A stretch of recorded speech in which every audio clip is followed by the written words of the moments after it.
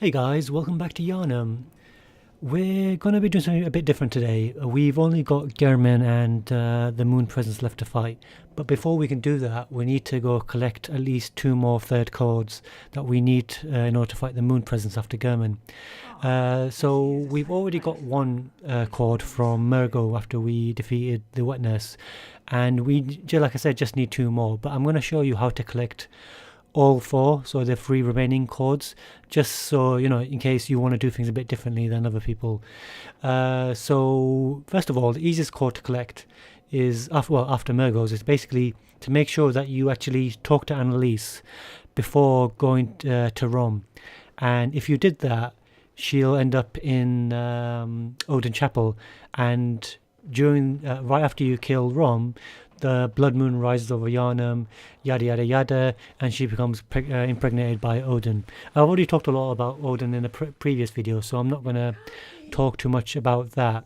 The only thing I'm going to say is just regarding Annalise, it's heavily implied that she's a child of Cainhurst, that she was basically the last remaining probably noble from that castle. And we know that because she wears a dress that you can also find in Cainhurst Castle. And she's obviously got the same look as the Queen of the Wild-Bloods and the Queen of the Pthumerians. So it's heavily implied that she's a member of the royalty that's somehow found herself in Yarnum. And because of that, she has what Odin needs in order to breed, which is heavily tainted blood. Like all the Wild-Bloods, her blood is so heavily corrupted by the old blood because, you know, she is, I think, a descendant of the Pthumerians.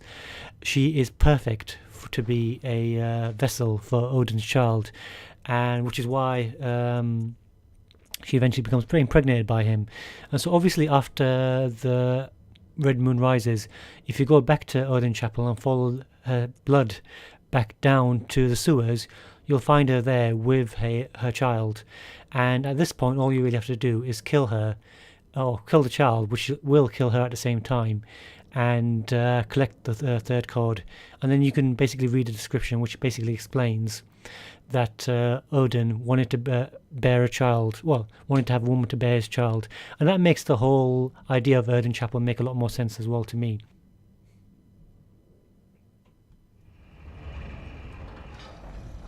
Alright then, so let's move on to the abandoned old workshop. Now, this was the original workshop that Gehrman and his colleagues occupied before he disappeared, and the Healing Church workshop took over.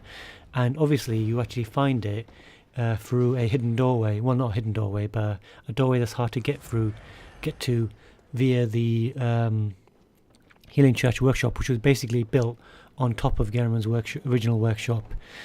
Now, the question is, why was it abandoned? And I think when we get there, we actually see the answer.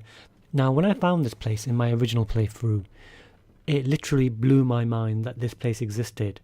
You know, basically, if you take the name of the trophy that you get for finding this place, quote unquote, the source of the dream, this makes it clear that the Hunter's Dream is basically a copy of a place in the real world. Up until that, there's no evidence to suggest that. I had no idea. I just thought it was a place that was created for whatever reason. But it turns out it is based on a real place, and that tells us a lot about the nature of the Nightmare Realms and about the Great Ones and how they actually operate and how we can interact with them. But I'm not going to go into that detail here. Instead, let's talk about what we actually find in the abandoned old workshop. Now, there's a few items I'm not going to go through, I'm just going to skip over in this video, but the most important ones are the ones that you actually find within the workshop itself. First of all, you find an abandoned doll, and when you go to it and you tap X, it actually says this is an abandoned doll, and that's an exact copy of the doll in the Hunter's Dream. So that implies that the Hunter's Dream doll is basically based off this doll. Now, what's interesting to me is that this doll, just like the Hunter's Dream doll, actually moves. You can see its finger moving if you zoom in really close, and that freaks you out as well, because what is the explanation for that? That doesn't make any sense. There's no other technology in the world of Bloodborne that can move by itself, like it's an automation. And even Gehrman, as technologically, well, as clever as he was creating the weapons in the workshop, he didn't do anything that could move by itself, unless this is some kind of basic tick that he somehow managed to put into the doll, but it doesn't do anything else. But my point is that the fact that it moves implies that it probably could do a lot more. But we don't know what that is. Like, it's almost as if this doll exists here as a watcher. It's watching something, or even, you, the hunter, anybody who's actually coming into the hunter's old abandoned workshop. And that really freaks you out, because as soon as you actually enter the building, you can actually see the doll, this abandoned doll, turning its head. And that's really freaky. And so it kind of implies that this thing might actually be alive, but there's no way to interact with it. Now, what that implies, I'm not 100% sure, and I don't really want to go through it in this video, but it's a very interesting topic for another time. Now, the final item in this area, which is extremely important, is obviously the third chord, which we find.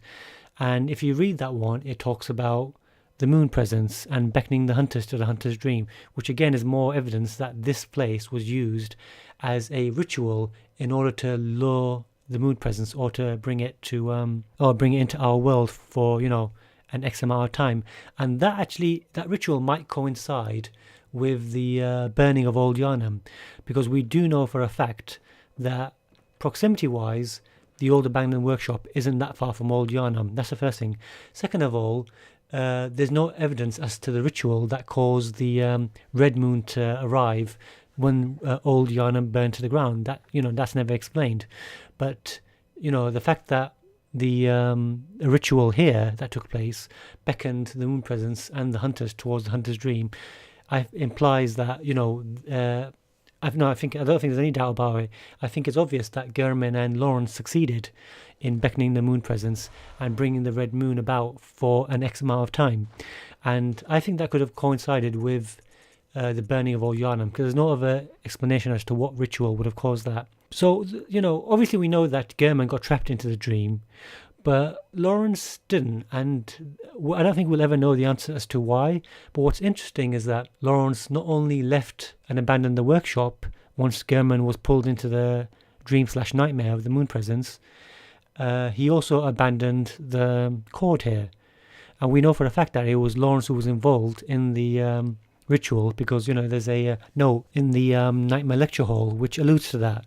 Lawrence and his associates beckoned the moon presence. But what happened to him afterwards, we just don't know. There's a few theories, and people have the theories, and I have some theories, but there's nothing concrete as to why Lawrence left at that point and what he did afterwards. But anyway, so once the Healing Church Workshop was founded, we know that Ludwig became its leader. So there's a chance also that Ludwig knew Gehrman, but the two never speak about each other. So, that's just a speculation on my part. But it's interesting to speculate, that's why we're here. So finally then, moving on to collecting the cord from the fake Yosefka. So this one, if you time it right, is the easiest to actually get, because all you really have to do is wait until after you defeat Rom, then go back through the Forbidden Woods and enter the hidden area right behind the cave, which you can travel through back into Gehrman, and it opens up a shortcut towards the back of Yosefka's clinic. Now, obviously, when we get there, all I have to do is kill the fake Yosefka for her cord, which is not really that difficult to do. It's quite easy. If you go there before defeating Rom, she will not be in the state where you can actually collect the cord from her, and in fact, she'll fight you, and she's a very, very tough fight for the level, for the level you would have reached before fighting Rom. So I definitely recommend you wait till afterwards so you can get it. Now, what's interesting about this cord is that if you actually read the description, it talks about the fact that Master Willem sought the cord in order to line his brain with eyes to elevate his thoughts to that of a great one, which makes sense in terms of Willem and what he was trying to do. But the question is, how did she get the cord? Now, this is where Yuri, I think, comes into play. I think it's quite obvious, and if you put the pieces together, Yuri and the fake Yosefka were working together. For whatever reason, they wanted to pursue their own line of research. So the fake Yosefka went to Yosefka's clinic, took it over by assassinating the real Yosefka, and then carried on her research in her own way. While Yuri who was probably the stronger of the two, went around to Bergenworth on wherever she needed to, the Forbidden Woods, to actually collect artifacts.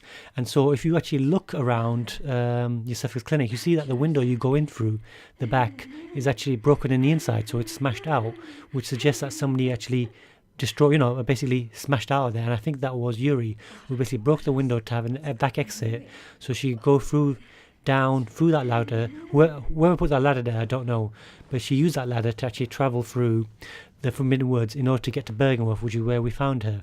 And I think she's been making that journey back and forth at least a few times, and just to collect research.